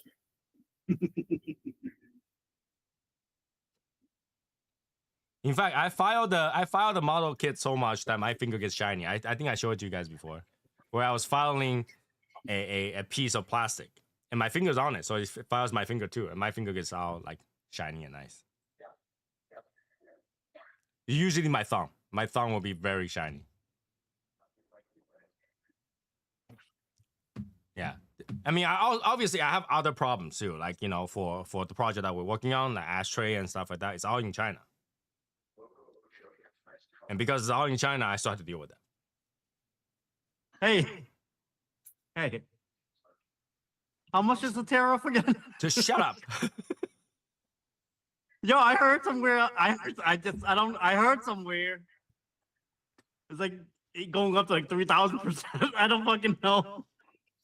It's 250%. No, I literally I saw something today. I was just whatever, but I saw something that literally like they were talking about like 3,000%. I had to figure that out. Yo, I don't know. I was watching YouTube and it came up. I forgot what that video was. But yeah, they say literally something about it's about to be 3,000% on shit. It's because they try to do the go arounds, right? You know, all this fake stuff is going to do a go around. Yeah. And then they're like, you know, if you guys keep playing with these loopholes, I'm just gonna be everything, right? I might have to go call the factory and say, hey, when you send this over, just put it down as computer parts. Because technology is exempt. But right now, I don't know. I don't even know when that ashtray is gonna be ready now. It's not. What are you talking about? The company went bankrupt, bro. I hope not. I really hope not. That's crazy. But yeah, that's the next thing I had to figure out.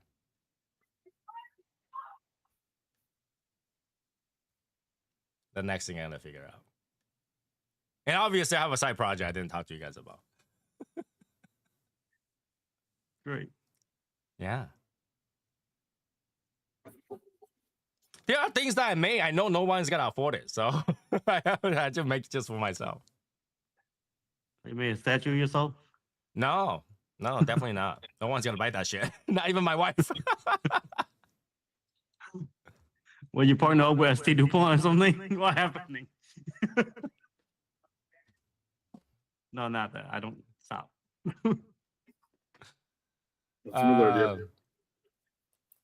But I have other things I'm working on. But it's just like at this point, I think we're hitting a stay still. It's just not gonna move. I could see that. Yeah, staying still. He did say he needs to feel it now. Feel what? Yeah, ST DuPont thing. Yeah, I did say I gotta feel it now. But I don't have to. I don't have to. I might. I don't have to. I did take this over to my wife and go like, you see this few empty spots?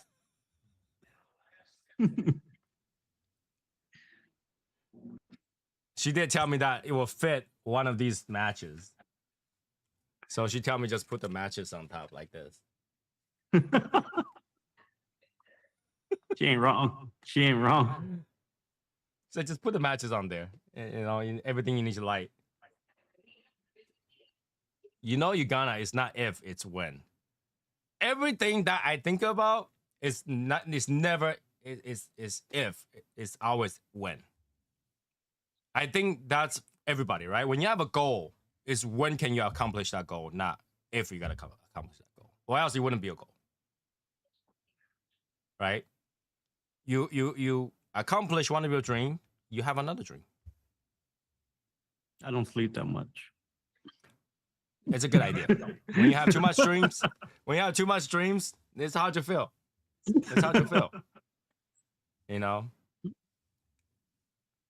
The other day I was sitting over there, I was doing nothing. I was thinking about if I can travel back 20 years, or 25 years from now, travel backwards, what would I do with my life? Jerk off less. That's what we do. What?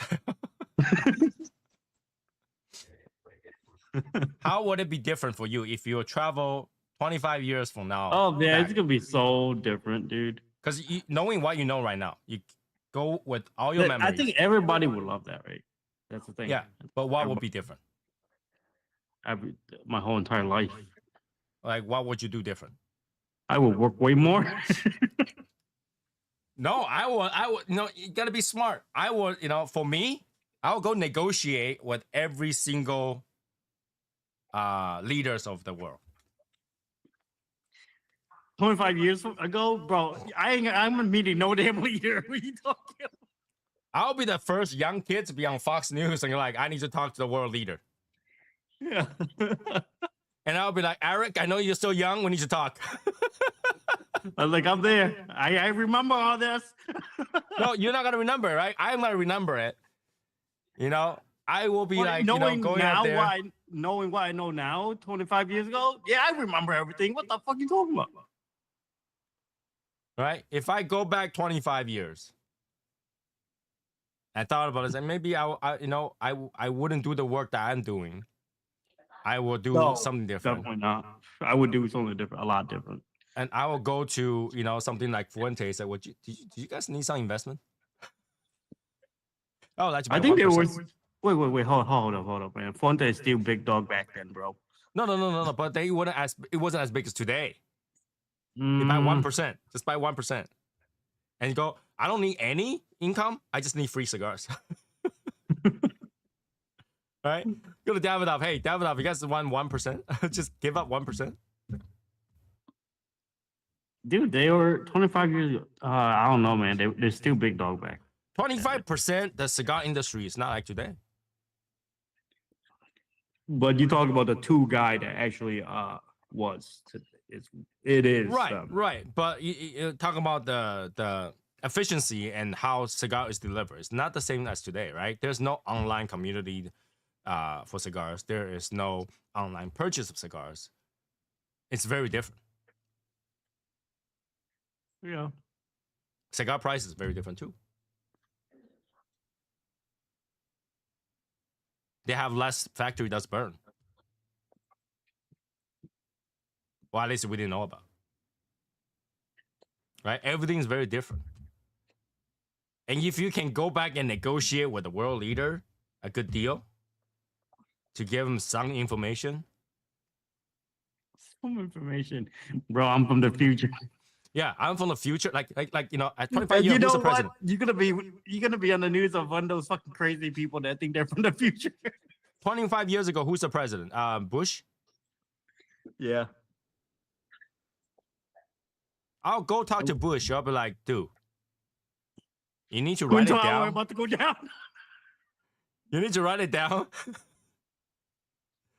Couple things. And they're Number gonna put one. you in jail. They're gonna put you in jail because you fucking know about it beforehand. They're like, you fucking. Number one, this guy named Fauci, never hired this guy. I'm just saying they will put your ass in jail for knowing ahead of time. So like you are a terrorist.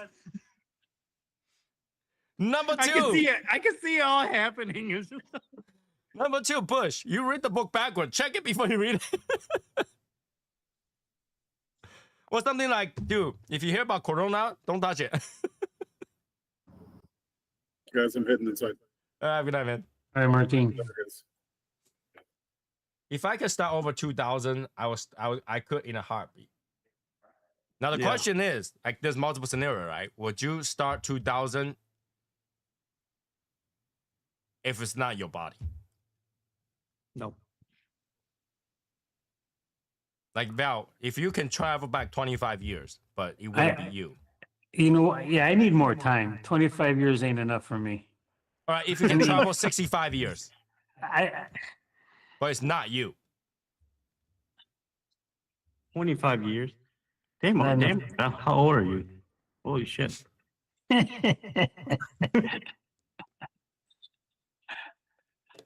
Me, 25, bro, I'm like a baby. yeah. Well, how about that? Regardless how many years you travel back when you are 7 years old. Yeah. 7 years old? 7 years old. Not adult, 7 years old. With the knowledge that you damn have it. today.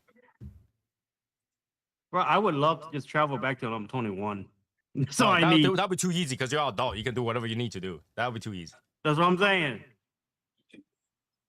I would go to my mom, like, stepdad is not going to stay. Because that's what makes it hard, right? At 7 years old, you want to speak it to a world leader? Good luck. Give me 21, bro. What the fuck? You know, imagine you're 7 years old and then you sit down with a world leader. Hello, Mr. President. I would like to tell you about the future. That's not going to happen. Yeah, it'll be super hard. Especially if the body's not yours. If the body is not yours. You know, That'd be weird. it's possible that you went back 25. Okay, let's say you get 21 years. You go back and you are 21 years old. But you're quadriplegic. What the hell is that? Paralyzed. Can't feel my dick at all? Oh, you can't feel anything. No, from shoulders down.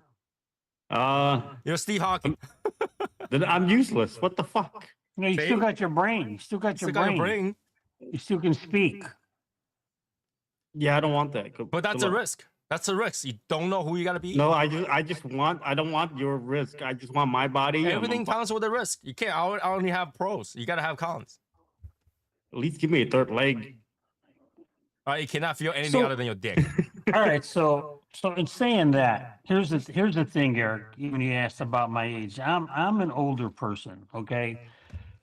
And me growing up, I could remember this in 6th grade. I can hear my teachers talking, and Vietnam was going on at the time. I was in 6th grade. Vietnam was going on. And I can hear my teachers saying, I hope this is over before they graduate high school. I had no idea what they were talking about. Then all of a sudden you get older, now you're in 8th grade. And I hear different teachers saying the same thing, because now, you're more in your studies and stuff, and they're saying the same thing. I hope this is over before they graduate from high school. Now you're in high school. I remember I was a freshman in high school. Now I know about Vietnam because you saw stuff on TV. I saw somebody shot live on TV. Okay. And my thought was, I'm not going to live till I'm 21. I truly believe that. Really? Yeah. Because I knew I was going to be drafted. And I can hear my buddies say, well, they drafted me, I'm leaving. If they draft me, I'm going to Canada. If they draft me, I'm going out of the country. Yeah, you going to the country, right? Going to Vietnam. Well, I'm just saying. No. Hey, it's your fault, bro. It's your fault. But No. First of all, it's not all fault. We were having a civil war. It's your fault. It's called Vietnam War. Exactly. Well, We have a civil war, and somebody decided to come in. That's it. Yeah, but when I go back that far, I truly did not think And actually, when I was in the military, I was one. You hear about the lucky ones, the lucky ones. I was one of the lucky ones because I was actually on a stand down, getting ready to go to Vietnam.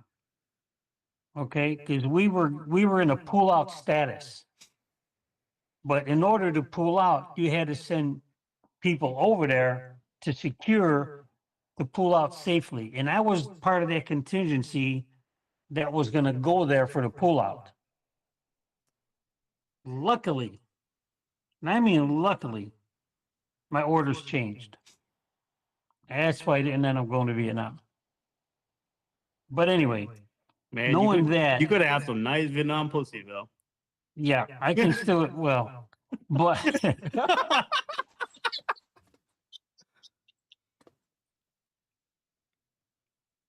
Now it'll be a lot easier.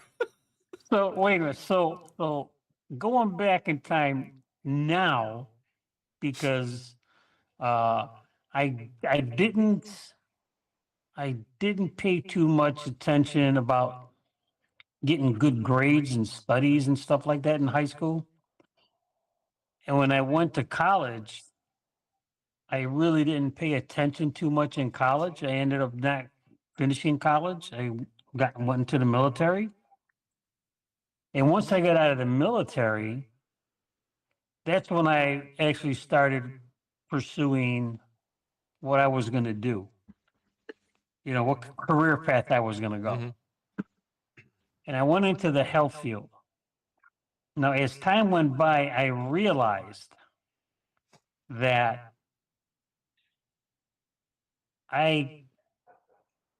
if I had to do it over again, instead of becoming a nurse, I would have became a doctor. So you study harder. You'll go through residency and stuff. Yeah, because I didn't think that I was smart enough to be a doctor. Mhm. But if you're smart enough to be a nurse, you're sure the hell smart enough to be a doctor. I'm gonna tell you because I actually I had gone on when I was debating whether or not to get a nurse practitioner or go on to a physician assistance program. I was debating which one I wanted to go to, and I ended up signing up for a physician assistance program, and there was like a 5-year waiting list to get into that thing. And because you have to remember, I'm already older, married, children. It was, but I got accepted like this, like this. I mean, I was accepted into the program within months from the time I submitted my application because I had a lot of experience in the health field. Okay, and I wasn't starting from scratch. You know, I had already worked as an EMT. I had already worked in 3 levels of different nursing licenses. Okay, and I had a whole bunch of background, whole bunch of certifications. So the transition would not. I'm not going to say it wasn't going to be hard, but I think it would have been easier for me than if you take somebody that didn't have all the experience that I had. Okay. But the problem was that it's like it's an everyday thing. Every day. Okay. It's not like you're gonna go to work. Okay. You're in a classroom, then you're in the labs, and then you're on the floor. Mhm. Okay. And then then there's weekends and you're there for 24, 48 hours. Okay. Mhm. It's just, it was going to be brutal. And might have been able to do it. But if you do a doctor, you'll have added additional about 5 years. Oh yeah. Oh yeah. And that was the other thing, and that was the reason why I chose the physician assistance program, because it was a shorter program. Mhm. It was more intense, was a shorter program, but if you're going to go be a doctor, you got to go to medical school. Mhm. And once you go to medical school, you got a residency and you got an internship to go to. And the residency costs money too. Well, yeah, and that costs money. So, you know, but yeah, but if I had to do it over again, knowing now, yeah, I would have paid more attention to what I'd done in high school. I would have taken classes that would have gotten me into the right direction for that area. And I would have went to school, go to college, knowing that I was going to be a doctor, going to medical school, and going all through this stuff. Yeah. I'm And then surprised. the only other thing I probably would have done was I think I could have played professional baseball. You I'm know, surprised. I could have probably been a second baseman or a third baseman. Okay. Because I was good. I was good playing ball. I was good. Val, your But- plan, I'm surprised because you didn't say, had I go back to my age, I will have go prevented the war. No. Well, there's some things that you're not going to be able to prevent, and I believe that's that's it. You're not going to be able to prevent it. You might delay it, you might slow it down, but you're not going to prevent it. It's going to happen. It's going to happen. But yeah, yeah. Can you imagine somebody watch baseball? Val is on the professional baseball. Oh, second hey, look baseman. it. I tell you what, I played there's this one guy. When I went to high school, at the time, the Kansas City Royals used to have a program that was called the Kansas City Royals Academy. Okay. And what happens is you finish high school and you get drafted by the Royals. Well, you went to their academy and you went to school, college classes for half a day. Mhm. Okay. And you train for half a day. And then after that half a day, you go to lunch, and after lunch, then you go practice baseball. Because and they were, I thought, I don't know when they stopped that, but my thought was, if you don't make it in baseball, at least you have an education. Mhm. Okay. And you got something that you may be able to find a job and do something because you have an education to help you. But that will be a half education, wouldn't be a full education. Well, I mean, yeah, I don't know. I don't know, at what degree or what level. I'm thinking, maybe an associate's degree, that's something to get you started. But yeah, but if you're good in baseball, and baseball is hard. Everybody thinks baseball is easy. It's hard. Oh, it's hard. I knew a guy I worked with, and you have certain names that sound like, man, that's a sports name. That's an athletic name. Mhm. Michael Jordan, that's an athletic name. Dick Butkus, that's an athletic name. Well, What this did you one say? guy I played Big with, bucket? What? Butkus, Butkus, Butkus. There's this one guy I knew. His name was Leonard Holloway. Sounds We like called a him- sports name. Called him Leo. Called him Leo Holloway. He was a center fielder. This guy was good. This guy was good. And he got drafted. Okay. I think he got, I can't remember the club that got drafted, but he got drafted, but he didn't take it serious enough. Didn't take it serious enough. He was talented. He was talented. But when you're at a certain level, there's other people at that same level. Mhm. And I remember an interview with this guy named Mike Marshall. He played for the Los Angeles Dodgers. And he's out there practicing. And he's like, said, you don't know how hard it is to play at this level. He says, it's like a split second. That's the difference between me being in the majors and being in the minors. It's getting the ball off the wall correctly. It's getting that first step. It's getting that throw off. It's hitting the cutoff man. All defensive stuff he was talking about. Didn't talk about batting. Going back for the ball the right way, capturing the ball the right way, receiving the ball the right way, releasing the ball the right way.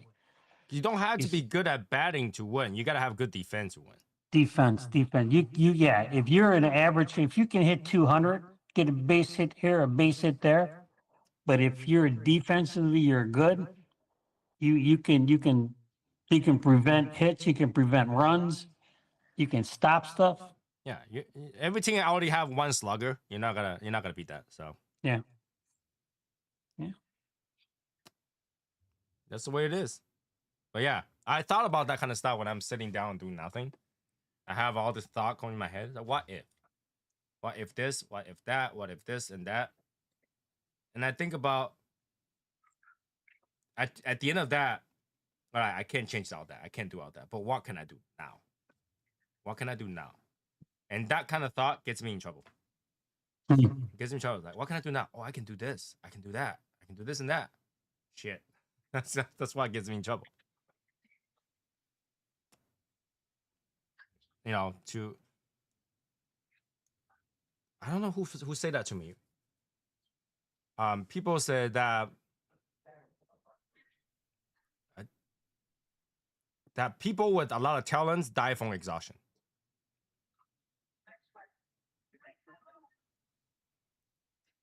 My mom never told me that. That's I've heard that, and I've heard people, yeah, people dying because of exhaustion. You're just, and there's different types of exhaustion. There's physical exhaustion, and there's mental exhaustion. No, you get both. Okay. So this is how it was taught to me. It was you'll be exhausted for all the ideas that you have, and you'll be exhausted from all the people who try to borrow your talent. You'll never stop doing. For example, if you're good at computer, you always have aunts and uncles and grandmother, whatever. They don't know how to computer. Who do they call? They call you. If you can do plumbing, when something goes wrong, they don't call other people. They call you. Right. Right. People with talent die from exhaustion. Yeah. Sometimes when you're reliable and when you're dependable, that's a problem. Yeah. My mother always tell me, it's like, you need to stop. It's like, stop what? Stop everything. I was like, I can't. I can't. Don't tell me to stop. Tell me what I can do now. Because life is short. I gotta do it now. So we'll keep doing new stuff. Keep doing good stuff. Keep doing what I can do. Because if I can do one thing, and that's gonna make, I don't know, 1, 5, 10, 20 people enjoy a hobby a little bit more, that's a good thing. That's a good thing. Because what else would I be doing? I spend the time watching TV. Is that gonna do anybody good? Nope. I can spend my time sitting down on my couch and do nothing. That's not gonna do any good. But if I try to do something different, try to tackle a project, try to do something for this hobby, and someone's gonna get benefit from it, that's pretty cool. I think that is. And that's what we're gonna do. And we'll continue to do it until I can't anymore. And then someone else will do it. And that will be a good thing. And I hope that will somehow leave a legacy of some sort. Somehow that's gonna drive someone else to do it too. That would be pretty cool. Like if I did something that was different and somebody else decided to do it, that's pretty cool. In my opinion. I mean, like, I'm pretty sure no one's gonna copy Eric smoking 10 cigars at the same time. So don't copy that. Yeah, no. Hey, I still left my footprint. You did, because people still talking about it. People still talking about it. So I think that would be pretty cool. Cigar is such a small thing that can be as big as you want it to be, or as small as it is. Right? Cigar could be, I don't care about it and smoked it. Or I want to know everything about it until the moment I make it. Can be as small as you want, or it can be as big as you want. Can be as relaxing as you want, It can be as stressful as you want. And that's what hobby should be. Right? I think that if you're in this hobby, don't just limit yourself to I smoked this and I took a picture. Is I smoked this, I gained something out of it. Could be knowledge, feeling, emotion, and I shared it. So the next person can do it. I think that's pretty Yeah, I just took a picture of it. cool. Loser. Loser. All right. So yeah, like we said before, this coming month, you're gonna see less videos on reviews and stuff like that. I'm gonna focus on me until the party. And once the party's on, we'll start all over again. Right? But I think everybody at this time, if you go into the party, prepare yourself. Get that taste bud ready. Make sure your tongue is good, because you're not gonna have one afterward. You know, if you gotta get your dentals done, do it now. I've been doing it. Do it now. Yeah, because like I just got mine done last week, and next week I have another appointment. Get your teeth done, because you don't want to do it before. Get your hair cut beforehand. Get your stuff packed. Get your nails done if you're not. See Yeah, get Eric, your he'll nails take done. care of If you. it's too long, make sure. All right, and enjoy the party. It'll be our very historical one, I think. It's gonna be fun, and we'll go with that. All right. So with that being said, I'll see you guys next week. Life will still happen. We still have to do our live chat and stuff like that. Hopefully, as time gets closer, we'll get more exciting. I have more exciting news for you guys. Or if anything changes, I'll let you guys know. But with that being said, we'll continue. Everything the same. And I'll see you guys next week. All right? All right. All right. Good night, Have a good night, everybody. everybody. I gotta go finish my cigars.